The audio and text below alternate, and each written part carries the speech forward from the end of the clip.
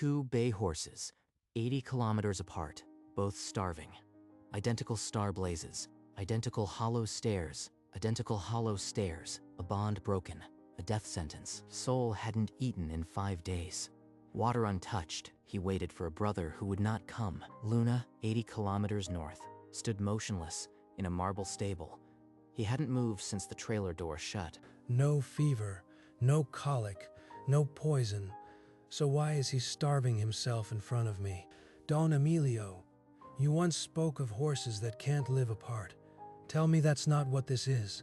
They stop eating, they stop drinking, they wait, and if the other does not return, they follow. The old vaquero called it bonded pair starvation. A grief that starves the body. No medicine could fix it. He's dying because we sold his brother. Is there nothing we can do? I'll find a specialist. Someone who's seen this before. I won't let him die for a choice I made. Two brothers, born together. Some bonds can't be broken, but they can kill. 7 years earlier, on a small family farm, two foals were born within minutes of each other. Jack named them Sol and Luna, for the sun and moon that shared the same sky. They're identical, Maria. Two halves of the same heartbeat.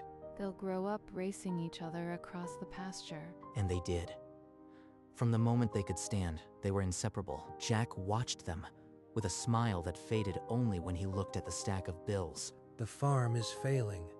I don't know how long we can hold on. Yet every morning the two horses nuzzled the children, raced through the dust, and slept side by side. They're our family, Jack. Whatever happens, we can't break them apart. But the world doesn't always let a poor farmer keep what he loves. A week later, a black luxury SUV pulled into the dirt driveway, dust swallowing the light. Brenda Castellano stepped out, checkbook in hand. $30,000. For Luna. I am told you could use it. That money could save the farm, but it means tearing them apart. Can I live with that? Jack, you promised. You said we'd never sell them. They're family. Family doesn't starve, Maria. The bank is taking everything. He snatched the bill of sale, his name already printed, and signed before his hand could betray him. Brenda's hand looped a rope around Luna's halter. The horse planted his feet, digging deep furrows, refusing to move. Sol threw himself against the fence, splintering wood, his panic a hurricane of dust and noise. God forgive me. I just killed the only pure thing in my life. The trailer door slammed shut. Through the slats, one eye, glowing, watched Sol fade. The rope that bound them didn't snap. It stretched, thinner than spider silk, across 80 kilometers of empty road. Within 5 days, Sol stopped eating. The water bucket stayed full. He stood in his stall like a ghost, already gone. The vet ran every test. No fever, no infection, no colic. He just won't eat. The local veterinarian shrugged and left with a bill. No physical cause. At Brenda's estate, Luna mirrored her brother perfectly. Standing motionless in her marble prison, untouched hay in the corner. I've had my own vet examine her. She's physically healthy. So why is she fading away? Don Emilio's words echoed. They stop eating. They stop drinking. They wait. If the other does not return, they follow. Sol's ribs cut through his hide. His hooves scraped the floor as he leaned, waiting for something that wouldn't come. Maria, I need a specialist. Someone who's seen this before. There has to be an answer. The name that kept surfacing was Dr. Elena Voss, a renowned animal behaviorist. She arrived within 48 hours. This isn't a physical illness. His body is shutting down because his mind has given up. At Brenda's estate, she repeated the same ritual, her silence growing heavier with each finding. What's wrong with him? Why isn't he eating? Bonded pair starvation. A documented phenomenon where horses raised together from birth refuse to eat when separated. Is there a cure? Reunion. And quickly. Without it, neither horse will survive the week. She opened a veterinary textbook, pointing to the heading, Bonded Pair Starvation. The old vaquero's legend was cold fact. The room fell silent. Two families, two dying horses, and a counting horses, and a countdown written in scientific ink. But they stood 80 kilometers apart in two different worlds with no bridge between. Jack dialed Brenda's number, his voice already cracking before she answered. You have to bring Luna back. She's dying, and so is my soul, please. The sale was final. I can't just return her. I'll pay you back. Double whatever you paid. Just let them be together. This isn't about money. I bought her for my granddaughter. Christine's in chemo. Luna is all she has. She's 8 years old and fighting for her life. She talks to Luna every day about things she can't tell anyone else. Soul's legs buckled. He lay motionless on the straw, breath shallow, eyes fixed on the empty stall beside him. Luna collapsed on the cold marble, her head flat against the floor, mirroring her brother's surrender. Two families, two dying horses, and an impossible choice no one could make. Dr. Voss glanced at her watch. The countdown was already running. Without waiting for permission, Jack drove to the iron gates and parked. He walked toward the stable, his jaw clenched against hope. Through a dusty window, he stopped. A girl in a headscarf held Luna's emaciated muzzle, whispering words only the horse could hear. She's holding on to Luna like Maria holds her rosary. You can't be here. This is private property. I had to see why you won't let her go. Because my granddaughter has nothing else to hold on to. And I can't take that away. Jack looked past Brenda at the girl. Her skin was gray, her wrists thin as bird bones. This isn't greed. It's love, twisted by fear. Neither spoke. The only sound was Luna's labored, breathing through the window. Two strangers, bound by the same impossible knot. They had no answer yet, but for the first time, they were looking the same direction. 2 days later, Christine's fever spiked without warning. An ambulance tore through the estate gates, sirens shattering the silence. She was stable. The doctors said she was stable. How did this happen? Brenda collapsed into a plastic chair, clutching the little silk scarf Christine always wore. On the farm, Jack's phone buzzed. Dr. Voss's voice came through, stripped of all professional calm. Luna's heart rate is dropping. Both horses are shutting down. Without contact, they'll be gone by morning. There has to be another way. We can't just watch them die. Then find one. Medicine can't help them. Only proximity can. In the marble stable, Luna's head barely lifted. Her breathing was a shallow, uneven raspeth. The hay hung untouched. If Luna dies, that little girl won't have a reason to fight. 2 families, 3 lives, one impossible equation. The cure was reunion, but the price was a sacrifice no one was ready to make. Jack, this farm is your father's, your grandfather's. We can't just let it go. Maria, we have no choice. Saul is dying, and that little girl, she won't make it without Luna. The land means nothing without them. Before leaving, Dr. Voss sketched the map on her whiteboard. A red line connecting 2 properties, a red circle around both. The only cure, she met them at the hospital. In the sterile corridor, the 4 of them formed an unlikely congregation. Temporary visits won't work. The horses must live together permanently. One of you has to move. 80 kilometers apart, they will starve. Together, they might survive. Silence. Jack's calloused hands twisted the brim of his hat. Brenda's breath hitched. Brenda's breath hitched. Give up my land for her estate. Can I do that? What if I? She didn't finish, but the shape of a solution hung between them, fragile and new. Brenda steadied herself. In the sterile corridor, she finally spoke the words that changed everything. Move here, both of you. I'll hire you as stable manager, Jack, 5 times what you are making now. The guest house is yours. 5 times. My family could be safe, but this land, my father's land. We'll go. For Soul, for Luna, for that little girl who needs them. Jack looked at Maria, then at the red line on the map. He nodded. I'll prepare the guest house. And the stable. We'll bring Soul here as soon as possible. But the horses were still dying, and 80 kilometers of road lay between them. Your grandfather's photo. It goes with us. Later, Jack stood alone in the doorway, his hand on the old adobe. He didn't say goodbye. The countdown had not stopped. It had only shifted to a different clock. At dawn, The veterinary team arrived with a climate-controlled trailer. Saul stood in the barn doorway, head low, as the IV line slid into his neck. Be brave, mi amor. Your brother is waiting. No sudden stops, no sharp turns. His heart can't handle the shock. Smooth as glass. Saul was lifted into the padded trailer on a specially designed gurney. His legs trembled, but he did not fight. He's all we have left. Bring him home. At the estate, Brenda watched a grainy live feed on her phone. Luna's eyes were closed, her breathing thin and uneven. She's slipping. Please, let this work. The engine rumbled to life.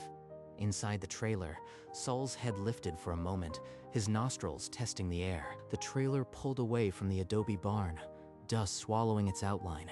Behind, Maria's rosary beads clicked in the silence. 80 kilometers ahead, a brother waited, barely alive. The next hours would decide every heart in this story. The truck was halfway when the sky turned black.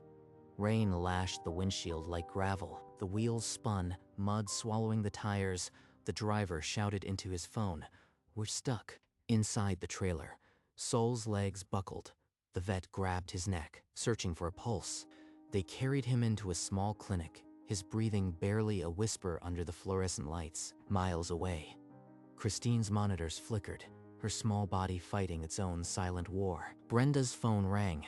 Dr. Voss's voice came through, stripped of all optimism. Soul-coded. They got him back, but he's critical. We're losing time. Through the night, the team worked in shifts, checking his vitals every few minutes. At dawn, Saul's heart steadied, but the storm had stolen precious hours. Neither horse had left, and 80 kilometers away. Luna's breathing grew fainter, as if she felt his struggle across the distance. By morning, Saul lifted his head. A weak nicker escaped his chest, the first sound he'd made in days. The vet leaned close, her voice barely a whisper. "He's a fighter," she breathed. At the estate, Luna no longer had the strength to stand. She lay flat on the marble, her sides barely moving. She's fading, Jack. I don't know how much longer she can hold on. We're coming, Brenda.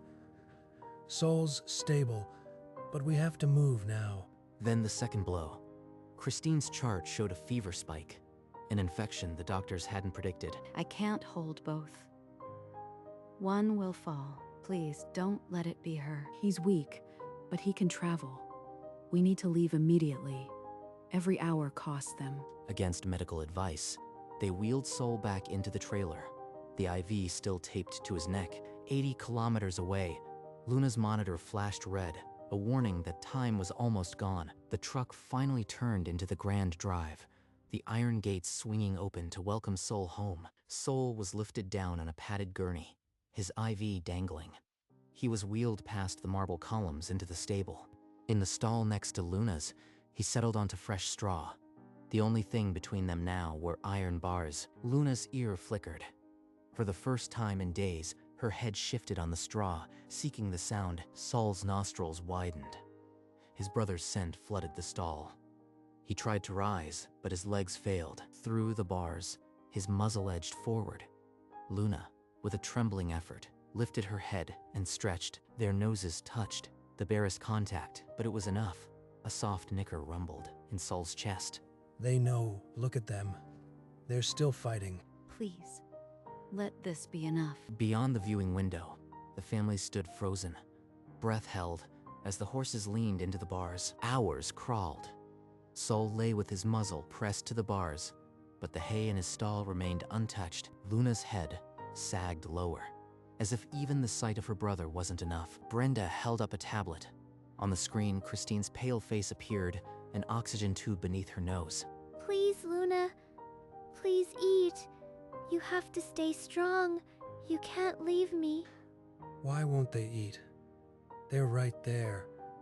What more do they need? Jack's fist struck the wall, a puff of plaster dust drifting down. The proximity slowed the decline, but it's not enough. They need full physical contact. She showed the chart. Heart rates slightly improved, but still critical. Time was slipping. Do it. Open the gate. They've waited long enough. The decision hung in the air. heavier than the iron bars between the horses. Jack's hand shook as he slid the iron bolt free. The gate swung open with a groan that echoed through the silent barn. Sol took one trembling step forward, then another. Across the straw, Luna pushed herself up with a force that seemed to come from somewhere beyond. They stood nose to nose, white star blazes almost touching. A low nicker rumbled in Sol's chest, and Luna answered, the first sound she'd made in days. Then they pressed their foreheads together and closed their eyes. For a long, quiet hour, they did not move, as if sharing a lifetime of lost strength. They're together after everything.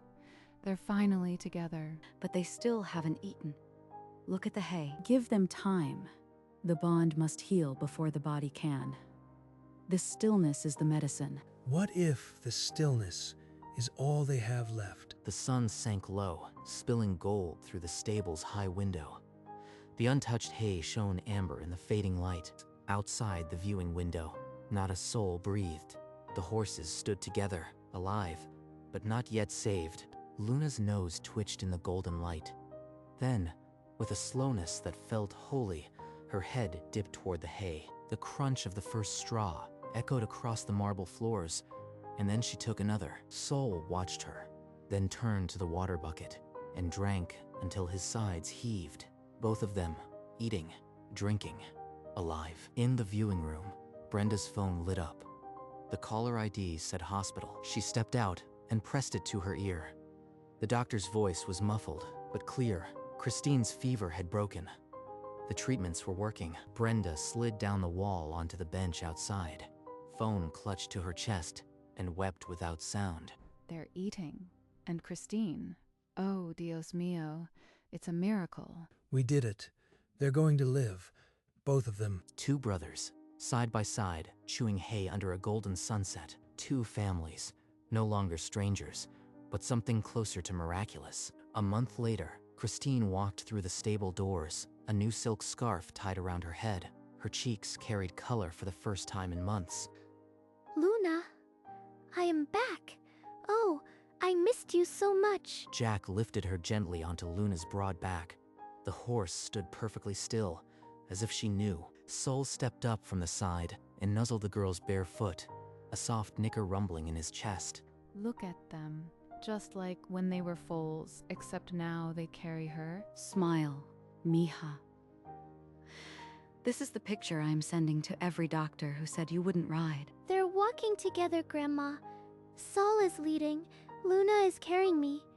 It's like they planned it. The two horses moved as one, a slow, steady rhythm that spoke of a bond no force could break. And in that paddock, under a forgiving sun, a found family learned that some connections are forever. The rope that had stretched 80 kilometers was finally slack, looped gently around their hearts. Months turned.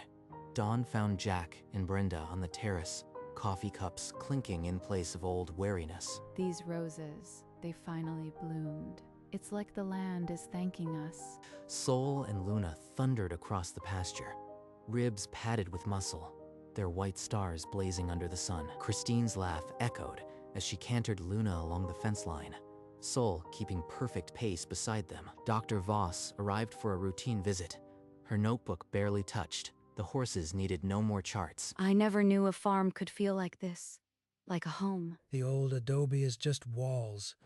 The heart of the farm followed us here. Sunday dinners became a ritual.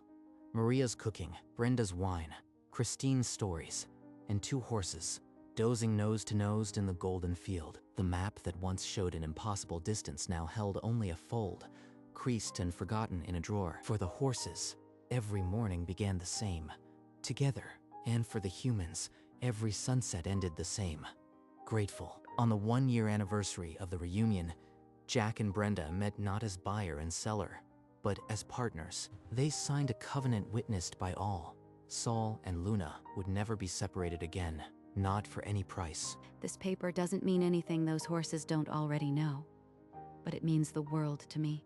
A small brass plaque was nailed to the barn door. Sol and Luna, never apart. Christine, now a year stronger, stood between the two horses with a weathered piece of paper. Dear Sol and Luna, you didn't just save each other. You saved me. You taught us that some bonds are life itself. Sol and Luna lowered their heads, as if listening, their white stars touching above her small shoulders. Maria wept. Brenda pressed her fist to her mouth. Jack just nodded, his eyes wet. The ink dried, the plaque hung, and the horses, side by side, never spent another day apart. Some covenants are written on paper. Some are woven into the very breath of a creature. These two brothers carried both, 22 years folded onto the land. Sol and Luna moved slower now, their muzzles dusted with gray, but they still grazed nose to nose in the golden field. Jack, leaning on a cane, sat beside Brenda on a wooden bench overlooking the paddock. Two old friends, bound by a miracle. Remember when we thought 80 kilometers was too far? I remember when we thought we'd lose them. Now look. Christine, now a veterinarian in a white coat, knelt beside Sol, checking his heart with the same care Dr. Voss once showed. His heart's strong, still stubborn after all these years. She scratched Sol's ear, and the old horse sighed, leaning into her touch as Luna pressed close on the other side.